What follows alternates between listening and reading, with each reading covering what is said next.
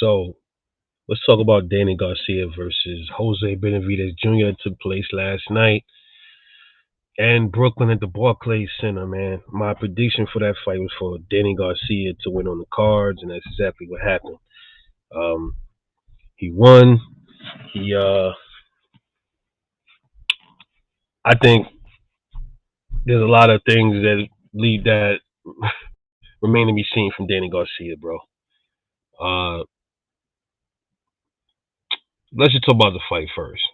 Um, shout out though, shout out to Bozy, because again, Bozy in this, man. That dude knows, he knows his sport.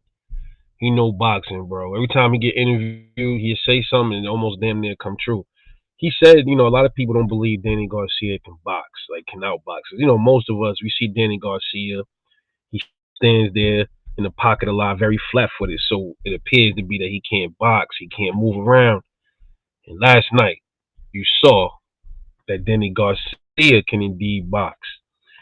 Uh, shit, man. Now I'm starting to think, bro, damn, why didn't he do that against Errol Spence? It was crazy, but whatever. But Danny Garcia, man. The first thing I noticed about these guys is how big Jose Benavidez was to Garcia, man. He made. Hey, listen, man. Garcia didn't even look like he was a junior middleweight in that ring. He looked like he was like 140 pounds compared to Jose Benavidez. Jose Benavidez had the reach. He had the size. He was wider than Danny.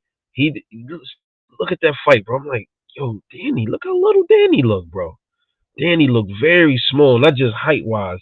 The height wise made it look even worse compared to him standing next to Jose Benavidez. Most of the fight, Benavidez went in there trying to walk Danny down. That's when you seen the boxing skill come out of Danny Garcia, man.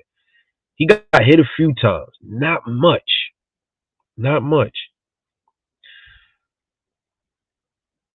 Man, Danny, he surprised me with his boxing, bro. He can box, dude.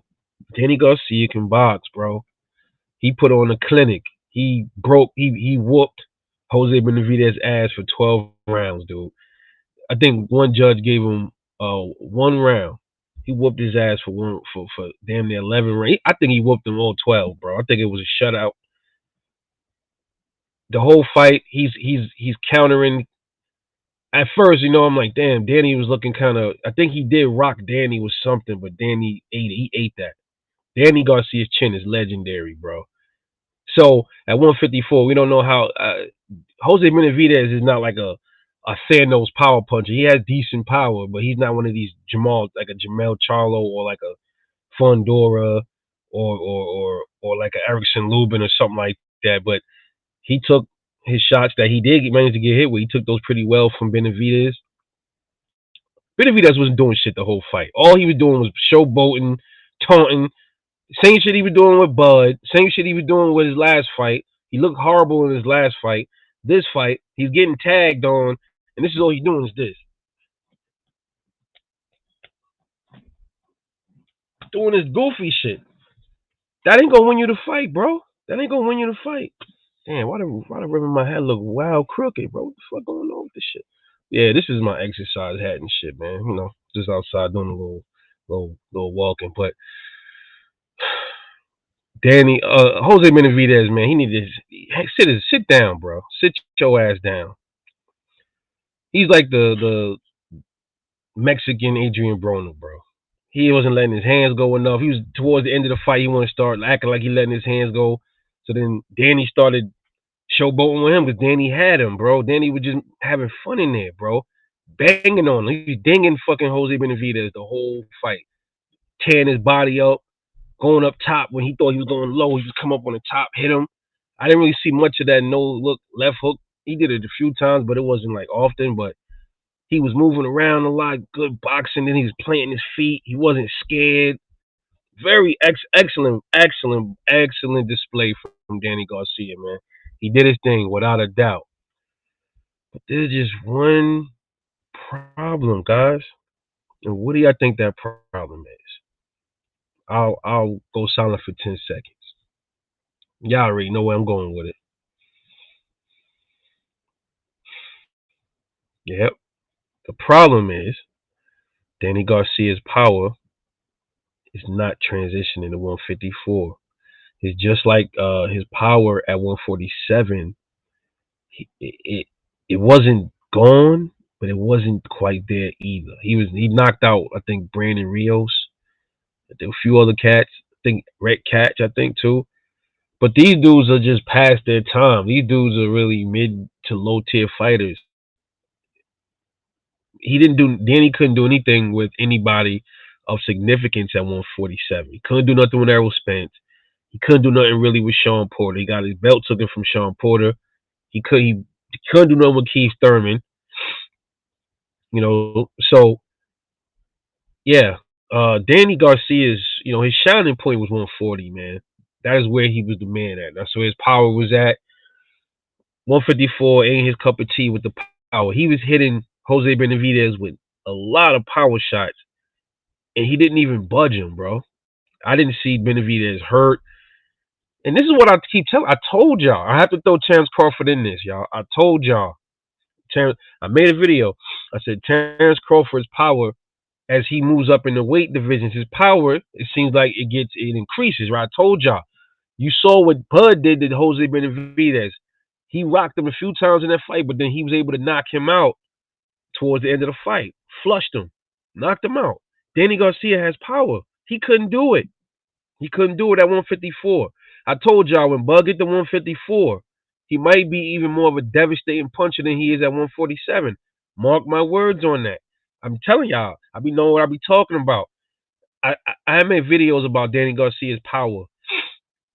I think I had said in it, I said, man, I'm not sure if his power is going to transition. We're going to have to see. And from the looks of it, y'all, it don't look like his power is going to really make any noise at 154. You got some really big dudes up there. You got some heavy hitters in danger. You got Erickson Lubin. You got Sebastian Fundora, Tony Harrison, Jamel Charlo, Tim Zoo. He couldn't even manage to hurt Jose Benavidez. You think he's gonna hurt these dudes? He's gonna get picked apart. He's gonna get slaughtered at 154. From seeing that fight, he might be able to win some decisions. I think that's as far as it goes. And if he does get any knockouts at 154, it's gonna be against somebody that we don't really know about. They're gonna bring him up through the ranks or something. Somebody lower ranked. It's not gonna be anybody up there at the top dogs. He's not knocking those dudes out. He's not knocking those dudes out. That is why when people say Bud too small for 154, I'm telling y'all, Bud got a good chance of hurting a lot of dudes. I told y'all that already. He got a good chance of hurting a lot of them dudes at 154, man. And I think that's what's gonna happen when he get there. As with however many fights Bud got left, if he's going up to 154 to maybe do 2 or 3 fights, he's gonna hurt somebody up there. Danny Garcia, I don't see him hurt nobody of any significance at 154. And he called out Arislandi Lara. No, man. Listen. Lara, his style changed up a lot as he got older. Lara was more of a mover. He wasn't really known for his power like that. He was more of a boxer. And you saw what Lara did in his last fight. Lara is a crafty dude. He's strong. He always been strong, but he's even stronger now. He's planting his feet more. Arislandi Lara will pick Danny Garcia apart, and he might even stop him. You know what I mean? Granted, his chin looked good against Jose Benavidez, and I'm gonna say it again. That's Jose Benavidez. He might get past Arislandi Lara by getting beat by decision, but he doesn't beat him on the cards or by knockout. But when you start talking about Sebastian Fundoras and Jamel Charlos, those dudes could potentially hurt Danny, man. Potentially knock him out, hurt him. Not to mention he had a little episode in the ring with his crying and the mental stuff.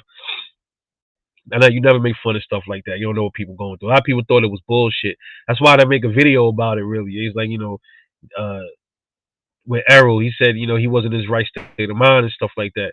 And you saw, he wasn't bullshitting, man. He wasn't bullshitting. Mental health is real, bro. Whatever was going on with his life. See, a lot of y'all think when these dudes got money, man, that solve all your problems. That shit really don't solve all your problems, bro. Trust me. It don't solve all your problems, man. You still got life to deal with, man. Money might solve financial problems or shit like that, but emotional problems, money can't fucking fix that, bro. But he got the win. But my recommendation, bro, I advise Danny Garcia, hey, bro, if you're gonna stay at this division, leave Charlo alone, bro. I mean, here's my thing. On one hand, I say leave Charlo alone because I don't think that's the best. That's the good idea for him. But this is boxing. I also mean leave him alone, but at the same time, go for it, then, bro. If you feel like you can handle these dudes, if you could do that, fuck it, let's see it. But personally, I don't think Danny Garcia is. He's not a threat to any of these dudes up there. Maybe uh, an outbox threat. I mean, he outboxed Jose Benavidez. Jose Benavidez ain't the best skilled dude. I don't think he beats Tony Harrison. Tony Harrison called him out. He wants to fight him next. He didn't call out Tony Harrison though. You know, he called out Arizona Lara.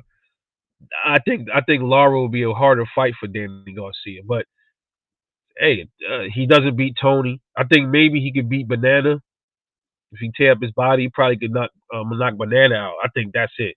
That's a maybe. He's not beating Jarrett Hurd. He's not beating Jamel Charlo. He's not beating Sebastian Fundora. A lot of people believe he could beat Sebastian Fundora.